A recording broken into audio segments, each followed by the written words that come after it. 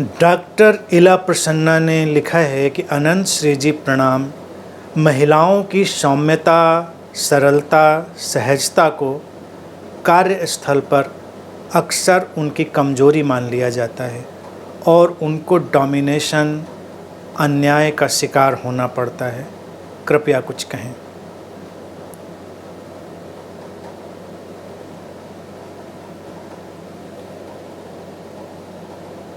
हो सकता है जो बात आपने लिखी है वो संभव है, क्योंकि कुछ लोग सौम्यता, सरलता और सहजता को गलत ढंग से इंटरप्रेट कर लेते हैं। लेकिन अगर महिलाओं के संदर्भ में भी इस बात को देखा जाए, क्या सचमुच में वो उस सौम्यता, सरलता और सहजता को अपने अंदर लेकर चल रही होती हैं?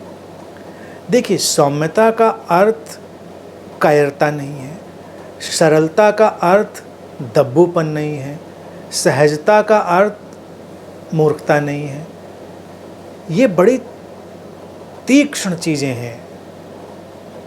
ताओ में जल की बात जो करी गई, उसमें देखिए कहा ना, the supreme good is like water. जो सर्वोत्कृष्टता है वो पानी की तरह है। और महिलाओं को मैंने हमेशा उदाहरण दिया है कि उनको मैं नदी की तरह देखता हूँ। जल बह रहा है, नदी की तरह वो बहें। और पानी बड़ा शक्तिशाली होता है। देखने में लगेगा बस पानी, लेकिन पानी अपना रास्ता बनाता है, मार्ग की चट्टान को तोड़ देता है, किनारे से बह जाता है, ऊपर से बह जाता है। और ओवरफ्लो कर जाए पानी, बाढ़ आ जाए पानी में, फिर तो उसकी जो तबाही है उसकी तो आप कल्पना ही नहीं कर सकते। बाढ़ का दृश्य देखा हो कभी तो समझ में आएगा कि कैसे वो नदी सब कुछ को अपने अंदर समेट लेती है। वही पानी खास ढंग से उपयोग किया जाए, खास तीव्रता से हम उससे बिजली बना लेते हैं, हम लोहे को काट देते हैं उसकी धार से। तो महिलाओं का स्वभाव जो सहजता, सरलता, सौम्यता का, वो पानी जैसा होना है।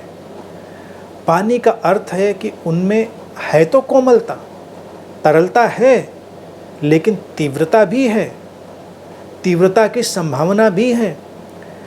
उस अन्याय और उस डोमिनेशन की अगर कोई परिकल्पना करता है तो मैं समझता हूँ संभव नहीं है। पानी पर मुट्ठी नहीं बांध सकते। सौम्यता, सहजता और सरलता पर कोई डोमिनेशन संभव नहीं, कोई भी उसके ऊपर हावी नहीं हो सकता। होगा, नष्ट हो जाएगा। सरलता, सहजता सचमुच में है तो वो सरलता, सहजता ही इतनी धारदार हो जाती है कि तमाम चालाकियाँ विफल हो जाती है। अन्याय क्या होता है? अन्याय होता है तब जब अन्याय को आप होने देते हैं। तो सरल होने का मतलब ये नहीं कि आप अन्याय होने देते हैं। पानी के साथ करिए अन्याय, पानी सब धो देता है, अन्याय को भी धो देता है, सारे दाग धो देता है, और पानी के रास्ते में जो आता है उसको भी धो डालता है। तो जब महिलाएं सचमुच में सौम्य, सरल और सहज होती हैं तो उनकी शक्ति बहुत प्रचंड होती है। अन्याय सहन नहीं करती, उनको पजेस करना, डोमिनेट करना संभव नहीं होता। आक्रमण नहीं कर रही हैं, पानी आक्रमण नहीं कर रहा, तरल है, बहुत ही कोमल है। लेकिन अगर आप उसके साथ खिलवाड़ करेंगे तो फिर वो पानी तो अनेक रूप ले सकता है। तो महिलाओं को मेरा सुझाव ये है कि तरल और सरल ज़रूर बनिए, लेकिन मूर्ख नहीं बनना है, कमज़ोर नहीं बनना है, कायर नहीं बनना है। अन्याय है तो अन्याय का प्रतिरोध करिए। कोई डोमिनेट करता है तो कैसे कर सकता है? तुम सरल बने रहो और अपनी बात रखो सामने, जो भी है सौम्यता से रखो। ऑब्वियसली वो सौम्यता ही तुम्हें डोमिनेट नहीं करने की गुंजाइश बनाएगी। कोई भी शक्तिशाली से शक्तिशाली व्यक्ति परास्त हो जाएगा अगर तुम बिल्कुल सौम्य हो।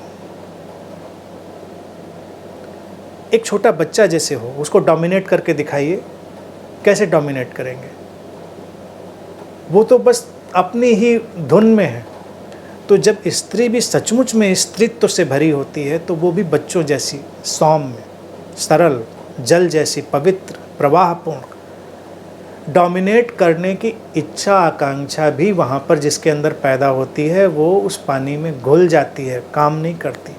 और पानी में कोई हाथ डाल भी दे तो मुट्ठी में कुछ नहीं आता। पानी के साथ बहकर तो पानी को जाना जा सकता है, लेकिन उस पर मुट्ठी बांध कर नहीं। तो जिन्होंने महिलाओं पर डोमिनेशन की कोशिश करी, पजेसिवनेस की, उन्होंने कभी किसी महिला को जाना नहीं, कभी उसके स्त्रीत्व को नहीं जाना, कभी उस फेमिनिन मिस्ट्री को नहीं जाना।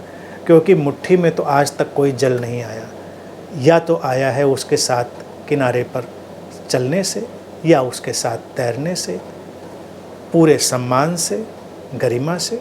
तो इसलिए महिलाओं को इस दृष्टि से देखना है कि ये सौम्यता, सरलता, सहजता किसी भी रूप में कायरता, कमजोरी नहीं बननी है।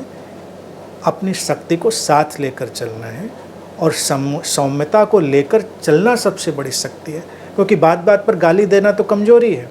अब आजकल देखो तमाम फिल्में, वेब सीरीज आती हैं, कैसे महिलाओं के मुंह से भी लड़कियों के मुंह से गालियां दिलवाते हैं। इतना ये खराब चलन शुरू हुआ है भारत की संस्कृति को बिगाड़ने का। मैं कभी कभी हैरान रहता हूँ। महिला के मुंह से कभी गाली अच्छी भी नहीं लगती, लेकिन वेब सीरीज में देखिए धड़ाधड़ चल रही होती हैं। तुमने गाली दी कि तुम कमज़ोर हुए। कभी तुम्हारी तरफ कोई अपशब्द बोले और तुम एक सौम्य निगाह से उसकी तरफ देखो, उसकी रूह कांप जाती। सौम्यता की शक्ति कम करके मत आकिए, और जब वक्त पड़े तो किनारे तोड़कर बाढ़ की तरह बह जाइए। फिर देखिए क्या होता है।